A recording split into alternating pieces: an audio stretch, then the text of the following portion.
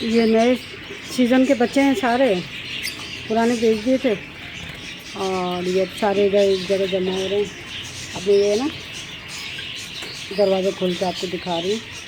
माशाल्लाह काफ़ी सारे बच्चे हैं। तो ये वही जोड़े जो आपको बच्चों को दिखाए थे ना, उनमें से ये बहुत सारे बच्चे हुए हैं। अब ये इंशाल्लाह सेल करूँगी ताकि ना ये थोड़ा खाली तो पिंजरा पूरे भरे पड़े हैं। अभी तो थोड़े नज़र आ रहे हैं, थोड़े ये रहे, थोड़े ऊपर बैठे हुए हैं, ज़्यादातर यहाँ पे होंगे। घमसान मची है, तो ऊपर कहीं से नज़र आएंगे। बहुत डरपोक जानवर है, इतना डरता है उससे ज़्यादा है।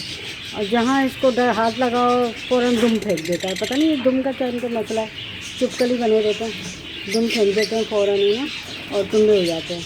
इसलिए इनको हाथ लगाना, एक दफ़ा चेंज करे थे तो हाथ में ही मर गई है तड़प के। फिर मैं अब खुद ही चेंज करती हूँ, किसी और को हाथ लगाने नहीं देती।